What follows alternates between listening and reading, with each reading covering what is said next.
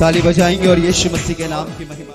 प्रभु का धन्यवाद हो इस अच्छी शाम के लिए जो हमारे खुदा ने हमें दिखाई है कि हम उसकी महिमा करें। और थोड़ी देर के लिए हम लोग अपने ध्यान को प्रभु के वचन की ओर लगाएंगे ताकि हम परमेश्वर के वचन के द्वारा आशीष पाएं। और अगर हम वचन नहीं सुनेंगे, वचन पर अपने मन को नहीं लगाएंगे, तो हम एक भटके हुए विश्वासी या भटके हुए मसीही कहलाएंगे। लेकिन हम जब परमेश्वर के वचन पर अपने मन को लगाएंगे तो प्रभु का वचन हमें समय दर समय सिखाएगा।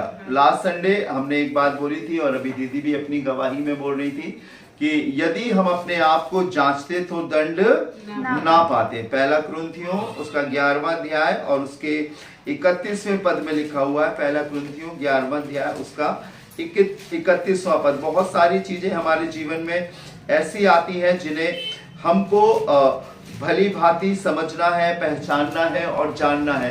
ऐसा नहीं कि एक लहर चल रही है या एक और लोग चले जा रहे हैं तो हम भी वैसे ही जाएं, लेकिन हमें हर एक बातों को देखना है, क्या ठीक है और क्या ठीक नहीं है, क्या सही है और क्या सही नहीं है। हम जब उन बातों को अपने जीवन में परख कर समझ कर ग्रहण करेंगे तो हम मजबूत विश्वासी होंगे। आप इसलिए विश्वास मत करो कि राजू भैया आपको बोल रहे हैं, लेकिन आप इस बात पर विश्वास करो कि राजू भैया जिस बात को बोल रहे हैं, ठीक है ना, जिस वचन को बोल रहे हैं वो परमेश्वर सामर्थी है। उस वचन को हमें परखना है, देखना है, जानना है और अपने जीवन में ग्रहण करना है। सिर्फ दुआओं के द्वारा नहीं, कुछ चीजें हैं जो हमारे जीवन के साथ साथ चलती हैं। वचन है, प्रार्थना है, पवित्र आत्मा है, एक अच्छी संगति है। ये कुछ चीजें हैं जो मसीह जीवन की धरोहर है, स्तंभ है। और जब हम इन्हें अपने जीवन में लेकर आगे बढ़ते हैं तभी हम विश्वासी कहलाते हैं। और बाइबल में लिखा हुआ है परमेश्वर किसी को दंड नहीं देता। बाइबल में लिखा है परमेश्वर का पुत्र इसलिए नहीं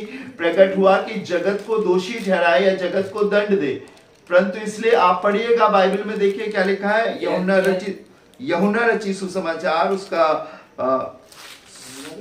3रा अध्याय और उसका पढ़िएगा 17वां पद। देखिए क्या लिखा हुआ है, देखिए सुनिएगा गौर से। यूहन्ना 3:17 पढ़िएगा। परमेश्वर ने अपने पुत्र को जगत में इसलिए नहीं भेजा कि जगत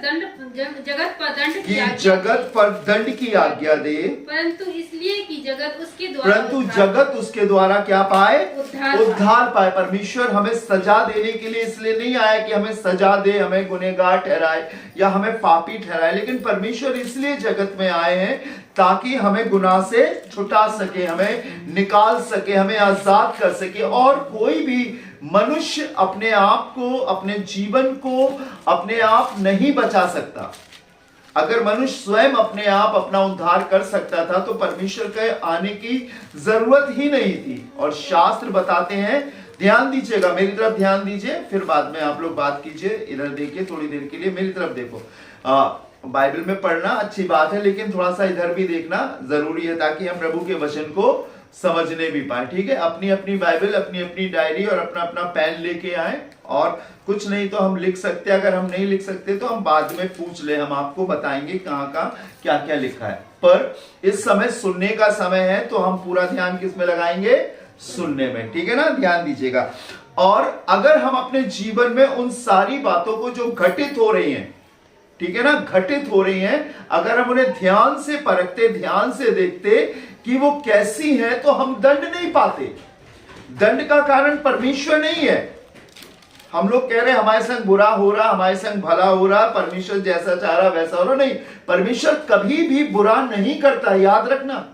प्रभु कभी किसी को इस पोजीशन पर नहीं लाता कि इंसान रोए, इंसान पीड़ा में जाए, इंसान कष्टों को सहे।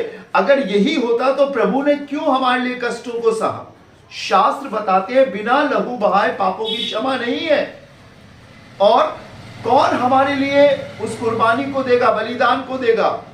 पंडित, पुरखा, पुरोहित, गुरुओं ने लोगों को भटका कर कहा तुम मुर्गा चढ़ाओ, तुम बकरा चढ़ाओ, तुम भेड़ चढ़ाओ, तुम ऊंट, ये कबूतर चढ़ाओ, मुर्गी चढ़ाओ, और जब इसका लहू चढ़ाओगे तो तुम्हें पापों की क्षमा मिलेगी। बाइबल बताती है मनुष्य और जानवर सब पापी हो गए थे, सबके मन में पाप था।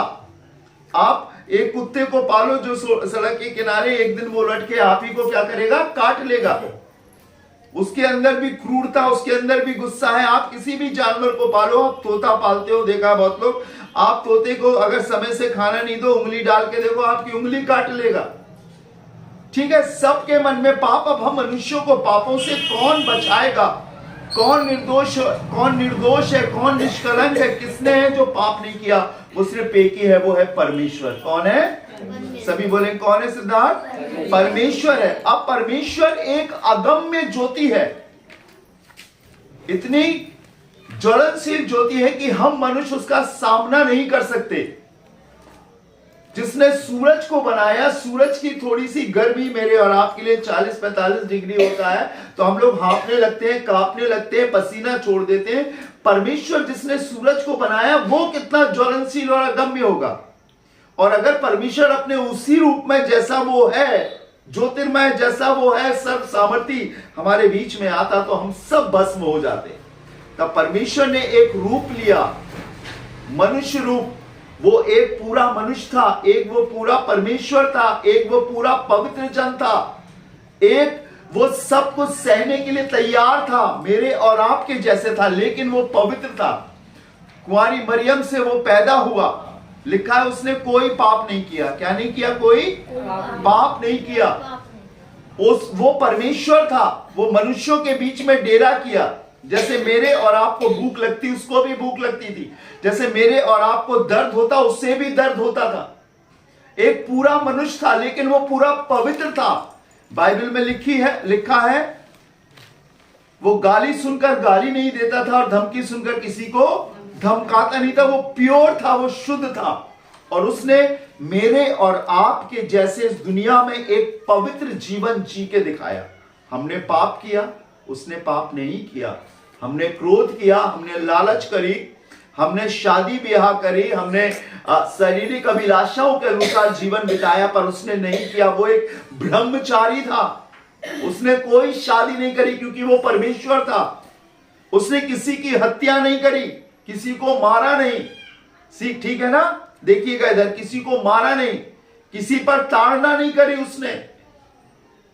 वो सहता गया, वो सहता गया, वो सहता गया। पूरी जवानी के आलम में जब उसकी उम्र लगभग 33.5 साल थी, उसने अपने प्राणों को क्रूस पर दिया। उसने कहा कोई मुझसे मेरा प्राण नहीं लेता, लेकिन मैं उसे देता। एक परमेश्वर, हम मनुष्यों के लिए परम पवित्र परमेश्वर सलीब पर कुर्बान हुआ और उसने जान दी। और जिससे मैं और आप डरते हैं और दुनिया कांपती है सबसे अधिक, वो है मृत्यु। उसने मृत्यु को भी हराया और तीसरे दिन मुर्दों में से जी उठा, मृतकों में से जी उठा। 40 दिन तक 500 से अधिक जगहों पर अपने जीवित होने का प्रमाण दिया, और ठीक 40वें दिन वो आसमान पर जिंदा उठा लिया गया। और उसने कहा, जो लोग वहां पर थे उस पहाड़ पर, जैतून नाम पहाड़ पर, बाइबल में लिखा हुआ है, 2 फरिश्ते वहां पर प्रकट हुए। उन्होंने कहा जैसे तुम प्रभु को जाते हुए देखते हो, वैसे तुम प्रभु को आते हुए भी देखोगे। और उसने कहा है, देख मैं शीघ्र आने वाला हूं। वो पवित्र है। बाइबल बताती है मैं और आप अपने जीवन को उसके कहे हुए वचन के अनुसार अगर बनाएंगे, इसमें आपके लिए है, आपके बुढ़ापे के लिए भी है, आपके हस्बैंड के लिए भी है, आपके लिए भी, आपके बच्चों के लिए भी है, आने वाले समय के लिए भी है, दुनिया की शुरुआत और दुनिया के अंत के लिए भी है, जब यीशु आएंगे उसके लिए भी है। और हमें किसी और से नहीं, हमें अपने आप को परमेश्वर के वचन से जांचना है। ठीक है ना? जब कोई एग्जाम देता है, पेपर होते हैं, तो उससे पहले कि जब वो किसी के एग्जाम ले, किसी की परीक्षा ले, तो पूरी वो आंसर शीट तैयार करता है। और आंसर शीट तैयार होने के बाद जो उसके क्वेश्चन होते हैं वो बच्चों को क्लास में दिए जाते हैं। और बच्चे जब आंसर लिखते हैं तो आंसर शीट उनके क्वेश्चन पेपर किससे जांचे जाते हैं? आंसर शीट से, उत्तर पुस्तिका से नापे जाते हैं, मिलाए जाते हैं। इस सवाल का ये उत्तर इसने लिखा है कि नहीं, इस सवाल का ये उत्तर लिखा कि नहीं। और जो उत्तर, सवाल के उत्तर मिलते हैं तो उसको उसके पूरे नंबर मिलते हैं। वैसे ये वचन है, ये बाइबल है, मेरे और आपकी एक उत्तर पुस्तिका है कि मेरे और आपको कैसे चलना है। एक सास की भूमिका, एक बहू की भूमिका, एक बेटी की भूमिका, सब इसमें लिखी हुई है। और इसीलिए बाइबल बताती है यदि हम अपने आप को जांचते तो दंड नहीं पाते। हमने अपना कंपैरिजन या अपनी तुलना लोगों से करिए। और हमने अक्सर कहा है हम उसके समान नहीं है, हम उसके समान नहीं है, हम उसके समान नहीं है। लेकिन आप इसके समान भी तो नहीं हो, वचन के समान। दोष लगाने की आदत, कमी देखने की आदत, बुराई करने की आदत हमारे रगों में, हमारे ब्लड में आ गई है। बैठे बैठे हम किसी ना किसी की बुराई कर देते, अपने ही लोगों की बुराई कर देते। नहीं, शांत रहो, धीरज रखो और अपने आप को जांचो कि मैं प्रभु में कहां हूं। और बाइबल यही बताती है, यदि हम अपने आप को जांचते तो दंड नहीं पाते। हमें देखना पड़ेगा बहुत नजदीकी से, जब यीशु मसीह आएगा और अपने लोगों को लेकर चला जाएगा, और उसके बाद जब आखिरी में सारी दुनिया का न्याय होगा, प्रभु ये नहीं पूछेगा कि तुमने उसके लिए क्या किया, उसके लिए क्या किया। प्रभु हमसे पूछेगा कि हमारे जीवन में प्रभु का कितना वचन पाया जाता, हमारे जीवन में क्या परमेश्वर के वचन को हमने लागू किया कि नहीं लागू किया। और जो वचन के अनुसार होगा, परमेश्वर के वचन के अनुसार होगा, वो जीवन पाएगा। एक आयत निकालिएगा मेरे संग, यिर्मयाह नबी की किताब, उसका 17वां अध्याय, पुराने नियम में मिलेगा, और उसका 10वां पद पढ़िए। यिर्मयाह नबी की किताब, उसका 17वां अध्याय और उसका 10वां पद। जी पढ़े, जल्दी से निकालें। मैं यहोवा मन की खोजता, मैं यहोवा मन की खोजता और हृदय को जांचता है, और हृदय को जांचता हूं। किसकी खोजता? वो मन की। आपके मन में क्या है? आप रात दिन उसी बात को पकड़कर बैठे हो जो नहीं बदल रही है, ठीक नहीं हो रही है। आपको मालूम है कई एक ऐसी चीजें जिन्हें परमेश्वर ने ठहराया है और वो समय से पहले नहीं बदलेंगी, समय से पहले खत्म नहीं होंगी। और आप सोचो कि ये बदले, ये बदले, ये बदले, नहीं, उसे बदलने की जरूरत नहीं, हमें बदलने की जरूरत है। और अगर हम सोचेंगे वो ठीक नहीं हो रहा, वो ठीक नहीं हो रहा, तो हम उसी में उलझे रहेंगे। ये शैतान की एक चाल है। शैतान हमको दूसरे का जीवन दिखाता है, आपका जीवन नहीं दिखाता। शैतान कभी नहीं बोलेगा कि तुम खराब हो, शैतान कभी नहीं बोलेगा कि तुम्हारे अंदर ये कमी है, ठीक है ना। शैतान कभी नहीं बोलेगा कि आप मुंह में पेंसिल दबाते हो, शैतान कभी नहीं बोलेगा कि आप स्कूल नहीं जाते हो, शैतान कभी नहीं कहेगा कि आप वचन पे मन नहीं लगाते हो। शैतान कहेगा तुम तो बाइबल पढ़ते हो, तुम तो प्रार्थना करते हो, तुम तो चर्च जाते हो, तुम तो दान देते हो। तुम्हारी झूठी तारीफ करेगा और तुम्हारे सामने वो तस्वीरें लाकर रख देगा, मालूम कौन सी वाली, जो आपको ठीक नहीं लगती। देखो वो नहीं बदल रहे, मैं क्या करूं, फूफा जी तो वही कर रहे हैं, मैं क्या करूं, उसका जीवन तो वैसे ही। और ये शैतान दिखा रहा है। लेकिन जब परमेश्वर दिखाता तो मालूम क्या दिखाता है? परमेश्वर जब दिखाता है तो वो हमें हमारे आप को दिखाता है, हमारे अपने आपे को दिखाता है, हमारी अपनी सोचों को दिखाता है, हमारे अपने विवेक और मानसिकता को दिखाता है। परमेश्वर जब दिखाता है तो हमें अपनी आत्मा को दिखाता है। आज हम अपने आप को देख रहे हैं या दूसरे को देख रहे हैं? पढ़िएगा सुमन, देखिए क्या लिखा हुआ है। मैं यहोवा मन की खोजता, मन की खोजता। आपके मन में बहुत रखा है। यहां 4-6 बर्तन रखे हुए हैं और एक बर्तन में रसमलाई रखी हुई है, और यहां से बिल्ली को छोड़ेंगे तो कौन से बर्तन में जाएगी? जिसमें रसमलाई होगी कि जिसमें खाली होंगे? हाँ, आपको मालूम है, हमें ये जानना पड़ेगा, हमें ये देखना पड़ेगा। जब परमेश्वर अपने लोगों के बीच में हाजिर होता है, रहता है, आपकी शक्ल देखने के लिए नहीं आता, वो आपकी सजावट और मेकअप को देखने के लिए नहीं आता, आपके कपड़ों को देखने के लिए नहीं आता। किसकी खोजता है सुमन? मन की खोजता। ये खोपड़ी के अंदर क्या है?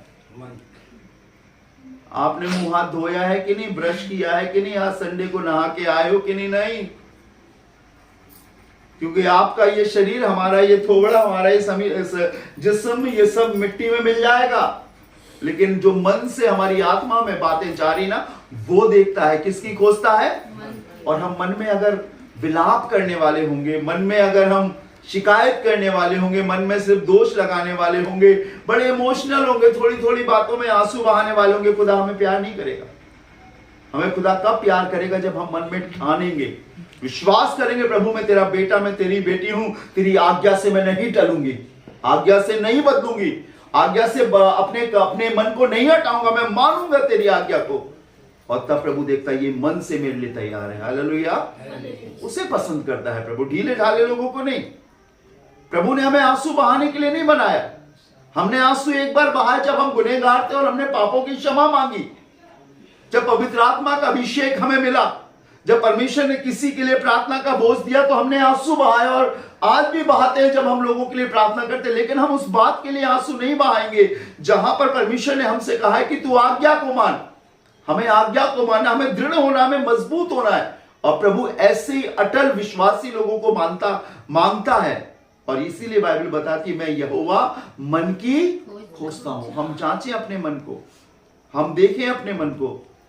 यहां पर निशान लगाए रही सुमन, आप निकालिए भजन संहिता 103 अध्याय उसका पहला पद।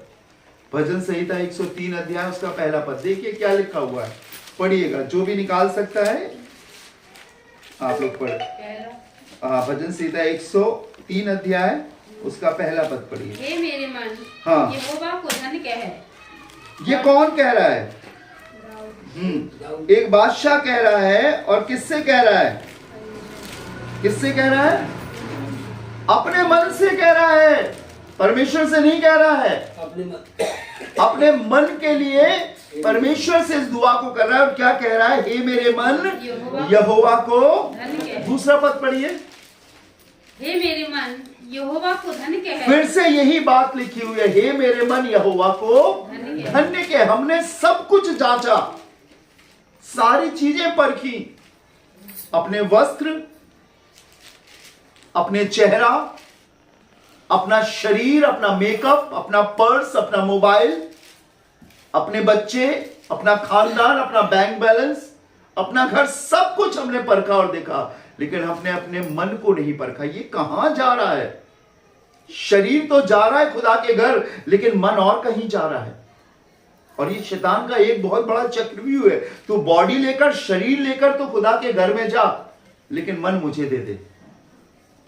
और कोई ना कोई ऐसी बात आराधना के दिन वो पैदा कर देगा कि आप परमेश्वर के भवन में भी बैठे रहोगे, लेकिन मन वहीं लगेगा। और इसीलिए बाइबल बोलती है यदि हम अपने आप को, और अपने आप को जांचने का मतलब होता है अपने शरीर को, अपने प्राण को और अपनी आत्मा को। हमें तीनों चीजों को जांचना है। हम कहां पाए जाते हैं, प्रभु के वचन के अनुसार हमारा स्टेटस क्या है। आज भी हम उसी क्लास में हैं या हमने अपने आप को जांच कर, परख कर और विश्वास में आगे बढ़े हैं। आज भी हमें लोगों की बातें बुरी लगती है, क्या हम आज लोगों की बातें सुनकर अनसुना कर देते और प्रभु का धन्यवाद देते? क्या आज भी हम अपने लड़ाई झगड़ों में उलझे हुए हैं, फंसे हुए हैं? एक आयत बाइबल में लिखी हुई है, मैं चाहता हूं आप पढ़ें उसको। याकूब की पत्री में है वो आयत, और मैंने नोट नहीं करी है, लेकिन मैं चाहता हूं कि आप पढ़ें।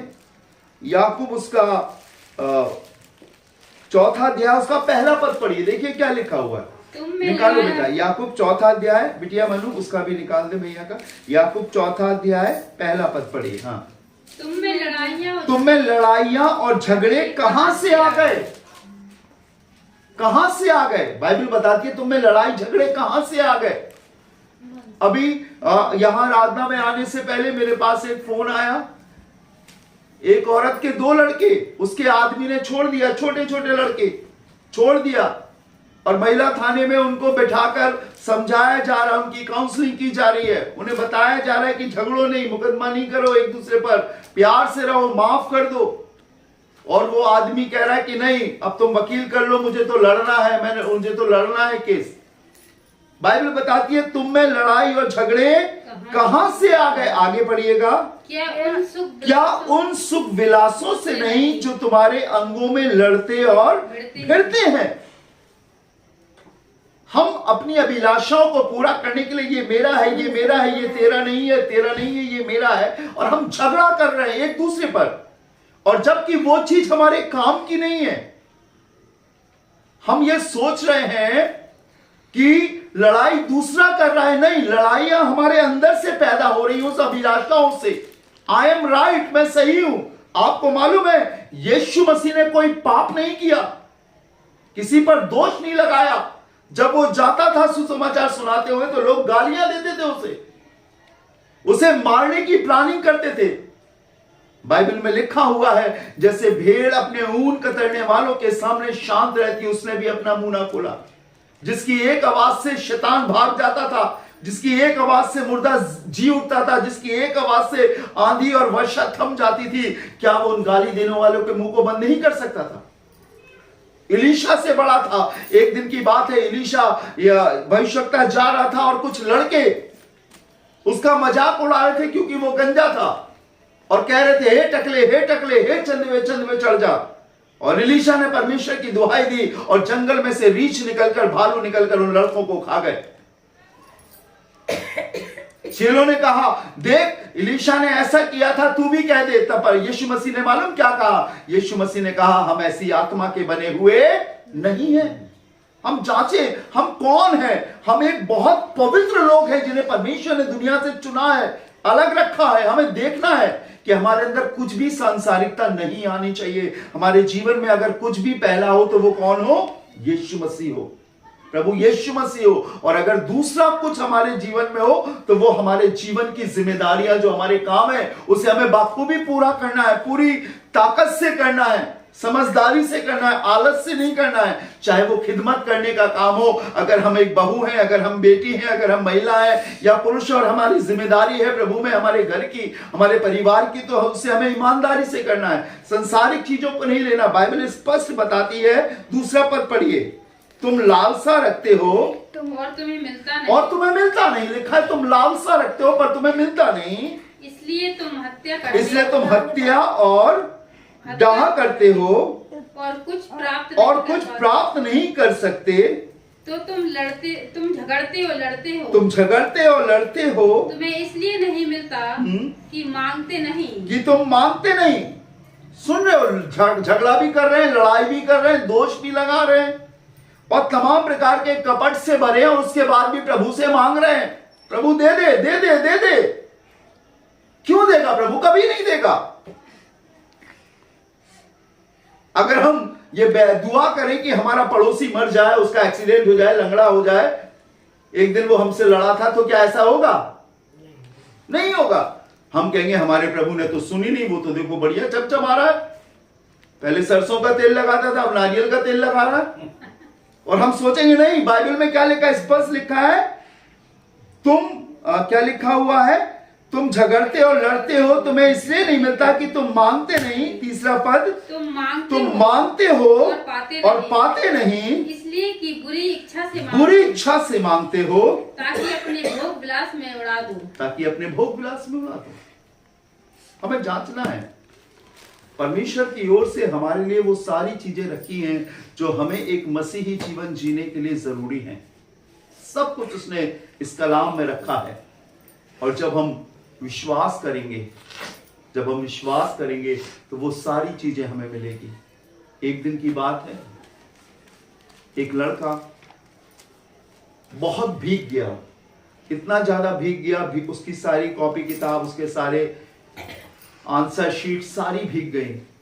और वो एक जगह पर पहुंचा, एक पेट्रोल पंप पर, और उस पेट्रोल पंप वाले से बोलने लगा, मेरी मदद करो, मैं भीग गया हूं, मुझे बहुत ठंड लग रही है, मैं मरने वाला हूं। तब पेट्रोल पंप वाले ने बोला, मेरे पास कुछ नहीं है, मैं भी यहाँ पर अपनी नौकरी पूरी कर रहा हूं, लेकिन सामने तुम जाओ, वहां पर एक घर है, बहुत सुंदर सा घर है, तुम उस घर में जाकर सिर्फ एक बात बोलना, यूहन्ना 3:16। जैसे तुम उस घर में से कोई भी निकले, तुम उससे बोलना यूहन्ना 3:16। और जैसे तुम यूहन्ना 3:16 बोलोगे, तुम्हारे लिए सब कुछ होने लगेगा। और वो लड़का, जो पूरी उसकी कॉपी किताब भीग गई थी, बड़ा थरथराता रहा और घबरा रहा था, उस घर पर पहुंचा और उस घर के दरवाजे को खटखटाया। जैसे उसने घर के दरवाजे को खटखटाया, घर का दरवाजा खुला और उसमें से एक शख्स निकल कर आया और उसने उसकी तरफ देखा और पूछा, तुम कौन हो? उसने बोला, यूहन्ना 3:16। और जैसे उसने यूहन्ना 3:16 बोला, घर के लोगों ने निकलकर उसके सिर को पोंछा। उसने यूहन्ना 3:16 बोला, उसको नए कपड़े मिल गए। उसने यूहन्ना 3:16 बोला, उसको खाने के लिए मिल गया। उसने यूहन्ना 3:16 बोला, उसको एक अच्छा बिस्तर मिल गया। उसने यूहन्ना 3:16 बोला, उसको वो सारी चीजें मिल गई जो उसे एक अपने घर में अपने माँ बाप से मिलती हैं। सुनिएगा बहुत गौर से। और आपको मालूम है यूहन्ना 3:16 में क्या लिखा हुआ है? बताइए यूहन्ना 3:16 में क्या लिखा है? क्योंकि परमेश्वर ने जगत से ऐसा प्रेम किया कि उसने अपना इकलौता पुत्र दे दिया, ताकि जो कोई उस पर विश्वास करे वो नाश ना हो परंतु अनंत जीवन पाए। जब हम यीशु मसीह में विश्वास करते हैं, एक सच्चा विश्वास करते हैं, तो इस यूहन्ना 3:16 में वो सारी आशीषें हैं हम मनुष्यों के लिए जो परमेश्वर ने तैयार करी हैं। हालेलुया। हमने अभी जांचा ही नहीं है, ना अपने आप को जांचा है, ना परमेश्वर के वचन को जांचा। और अगर हम जांचते अपने आप को तो हम आज इस स्थिति में नहीं रहते। हमने प्रभु पर नाम के लिए विश्वास किया है, लेकिन प्रभु पर हमने अपने मन से विश्वास नहीं किया।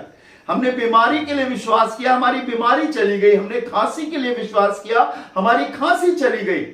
लेकिन हमने कभी प्रभु यीशु मसीह को अपना उद्धारकर्ता नहीं माना, क्योंकि बाइबल में लिखा है वो देवता बनकर नहीं आया, वो गुरु बन के नहीं आया, वो संत बनकर नहीं आया, वो उद्धारकर्ता बन के आया। क्या बन के आया?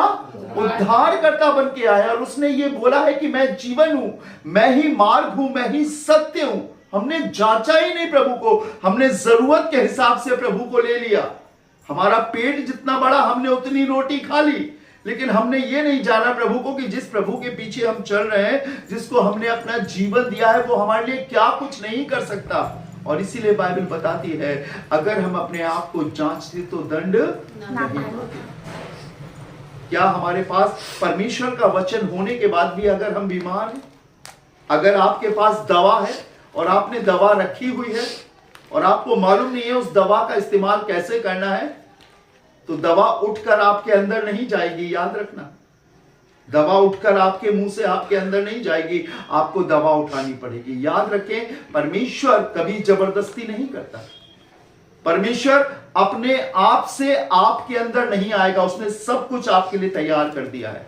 और आज जो हम प्रभु का वचन सुना रहे हैं, किसी स्वार्थ की भावना से नहीं, हमें किसी को रिपोर्ट नहीं देना, हमें किसी को बताना नहीं है, हम किसी संस्था से नहीं, हम खुदा से जुड़े हुए लोग हैं। और आपसे यही सत्य का वचन बताते हैं कि अपने आप को परमेश्वर के वचन से जांचो, दोष लगाना बंद करो, दूसरे को गलत ठहराना बंद करो, सबसे पहले अपनी तरफ देखो। और यही बाइबल बताती है, मैं यहोवा मन की खोजता। और आगे क्या लिखा हुआ है पढ़िएगा, यिर्मयाह में पढ़ा अपन ने 17:10 में, मैं यहोवा मन की खोजता और हृदय को जांचता हूं। क्या है आपके अंदर, क्या है आपके हृदय में? आप भैया को झूठ बोल सकते हो, आप लोगों को झूठ बोल सकते हो, लेकिन आप परमेश्वर को झूठ नहीं बोल रहे हो।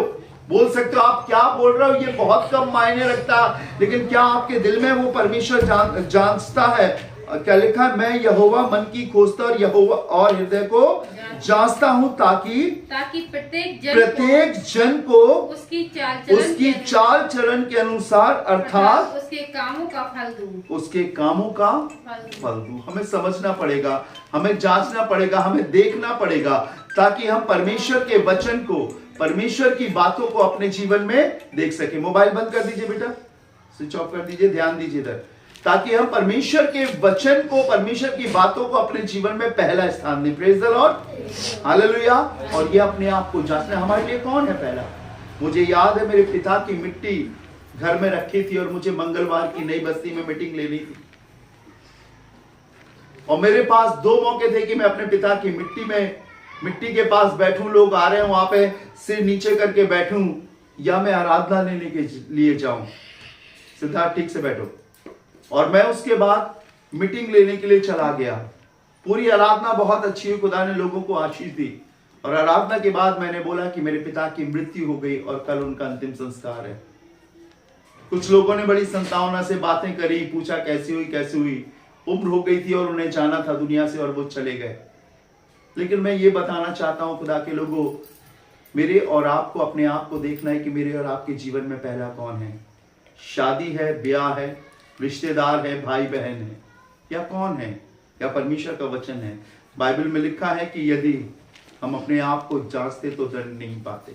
और ये भी लिखा है, इस दुनिया में कोई ऐसा नहीं जिसने मेरे लिए अपने पिता, अपनी माता, अपने पति, अपने घर, अपने लड़के वालों को छोड़ा है। और अगर किसी ने छोड़ा है तो उसने इस दुनिया में 100 गुना और परलोक में अनंत जीवन पाया है। हालेलुया।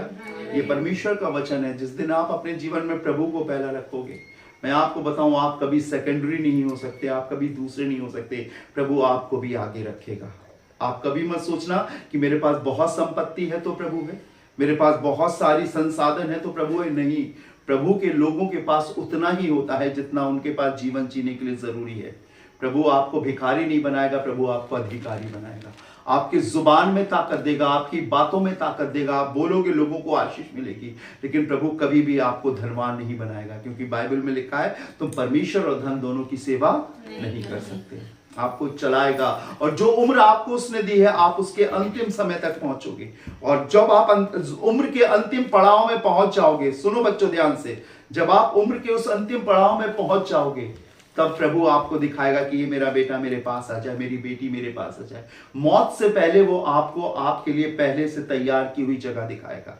ठीक है ना, ध्यान रखिए। लेकिन कब? जब हम अपने आप को जांचें। और यही बाइबल बताती है, यदि हम अपने आप को जांचते तो डर नहीं पाते। वो क्या कर रहा है, आपका बेटा आपके संग क्या कर रहा है, आपकी बहू आपके संग क्या कर रही है, पड़ोसी क्या कर रहे हैं, लोग क्या कर रहे हैं, मत ध्यान दो। समय निकलने दो, जाने दो। अपने आप को पवित्र बनाकर रखो, अपने आप को प्रार्थना में बनाकर रखो। रोज अपने आप को देखो। हम दिन में कितनी बार शीशा देखती हो मनु, बताओ मुझे, कितनी बार आईना देखती हो? एक बार कि 2 बार? कई बार देखती हो, कई बार शीशा देखती है। क्यों देखती हो? नाक तो वही है, आंख भी वही है, कान भी वही है, फिर भी शीशा देखते हैं। सिर्फ इसलिए देखते हैं क्योंकि हमारे स्वभाव में आ गया। ये है परमेश्वर का वचन, हमारा शीशा। हमें रोज इसमें अपने आप को देखना है, प्रभु मैं कैसा दिख रहा हूं, तेरे वचन के अनुसार हूं कि नहीं। दाऊद ने कहा, हे यहोवा मैंने तेरे वचन को अपने हृदय में रख छोड़ा है ताकि तेरे विरुद्ध पाप ना करूं। परमेश्वर के वचन से बढ़कर आए ना कोई नहीं है। और यही हमें वचन बताता है, यदि हम अपने आप को जांचते तो हम दंड नहीं पाते। और आज अगर लोग भुगत रहे हैं, लोगों के जीवन में परेशानियां हैं, लोगों के जीवन में दिक्कत और परीक्षाएं लगातार बनी हैं, तो उसका सबसे बड़ा कारण यही है कि उन्होंने अपने आप को नहीं जांचा। उन्होंने दुआएं कराई हैं मनु, उन्होंने दुआएं कराई हैं। अपना हाथ अपने पास रखिए। उन्होंने दुआएं कराई हैं, लेकिन उन्होंने किसी के लिए दुआ करी नहीं है, अपने लिए दुआ करी नहीं है। उन्होंने कहा पास्टर जी आना, मेरे घर में मीटिंग लेना, मेरे घर में आराधना करना। उन्होंने खूब अच्छा रिफ्रेशमेंट दिया, खाना भी खिलाया, सब कुछ किया, लेकिन उन्होंने कभी पश्चाताप की दुआ नहीं करी। उन्होंने कभी किसी ऐसे पास्टर को अपने घर में नहीं बुलाया जो कह सके कि सर आपने पाप किया और आप पापों की क्षमा मांगो। आप एक गुनाह का जीवन जी रहे हो। ये दिखावटी जीवन है, ये बनावटी जीवन है। आप जो सामने बैठे हो बड़े अच्छे दिख रहे हो, लेकिन पीठ पीछे सुट्टे मारते हो, दारू पीते हो, गंदी गालियां देते हो, मुकदमे करते हो, बुराइयां करते हो, लड़कीबाजी करते हो। ऐसे पास्टर को उन्होंने नहीं बुलाया जो सत्य का वचन बोले। यूहन्ना बपतिस्मा देने वाले ने एक सच्चाई का प्रचार किया और उसका नतीजा उसे मिला कि उसका सिर कटवा दिया गया। आज ऐसे ही खरे प्रचारकों की जरूरत है। कलीसिया मर रही है, लोग मर रहे हैं, क्रिश्चियंस मर रहे हैं। आज परमेश्वर के भवन में सच्चाई की कोई बातें नहीं हो रही हैं। ज्यादा से ज्यादा घरों में मुकदमेबाजी चल रही है। आप जाकर देखो, पता करो, समझ में नहीं आएगा। उसकी लड़की भाग गई, उसका लड़का भाग गया, उसकी बहन भाग गई। परमेश्वर का वचन बाइबल होने के बाद भी उन्होंने अपने घर, अपने परिवार के वचन से नहीं तोला। और उसका सबसे बड़ा कारण यही है कि वो आज दंड पा रहे हैं। बड़े बड़े रोगों से पड़े, बड़े बड़े रोगों में पड़े, बड़ी बड़ी परीक्षाओं में पड़े, नहीं निकल पा रहे हैं। हम देखें प्रभु से कि प्रभु मेरे लिए इस वचन में क्या है, और हम जांचते तो हम दंड नहीं पाते। आइए अपनी आंखों को बंद करें, प्रार्थना करें। प्यारे प्रभु जी, हम आपका धन्यवाद देते हैं आपकी आशीषों के लिए, बरकतों के लिए, इस शाम के लिए प्रभु कि हम आपके पास आए हैं। प्रभु इससे अच्छा आईना, इससे अच्छा हमें अपने आप को जांचने या देखने वाली कोई चीज नहीं जो तेरा वचन है। प्रभु हमें अपने वचन के अनुसार बना। प्रभु हमारे अंदर से वो जल्दबाजी का जीवन, हमारे अंदर से दोष लगाने का जीवन, हमारे अंदर से अपने आप को ठीक दिखाने का जीवन दूर हो जाए। प्रभु हम मनुष्य हैं और हम हर घड़ी पाप करते हैं, हर घड़ी हमसे गलतियां होती हैं, लेकिन प्रभु तेरा वचन हमें समय दर समय हर घड़ी उस पाप से बचने की ताकत देता है। हमें अपने वचन की कसौटी पर कस और एक पवित्र जीवन दे प्रभु, कि हम लोगों के अनुसार नहीं, लोग हमें ठीक ना कह सके, लेकिन तेरा वचन हमें ठीक कह सके। हम अपने वचन को, अपने जीवन को जांचें परखें। जैसे दाऊद ने कहा कि हे खुदावंद, तूने मुझे जांच कर जान लिया है। मैं भी चाहता हूँ, हमारे लोग भी चाहते हैं प्रभु, हमें जांच और जांच कर जान। हमारी कमियों को हर घड़ी हमें दिखा प्रभु, और हमारे मन में और हमारे दिल में, हमारे विवेक में इस बात को डाल कि हम हर घड़ी क्षमा मांग कर एक पवित्र जीवन जीने की इच्छा से भरे रहें और आगे बढ़ते जाएं प्रभु। तेरी पवित्रताई हमारे जीवन में आए, लोगों के घर को, परिवार को बरकत देना और आगे बढ़ाना। हम सभी कुछ आपके हाथों में सौंपते हैं। आज की शाम प्रभु इस अच्छे समय के लिए और आपके होने के लिए हम आपका धन्यवाद देते हैं। इस दुआ को धन्यवाद के साथ प्रभु यीशु के नाम से मांगते हैं, आमीन। Praise the Lord. जय मसीह।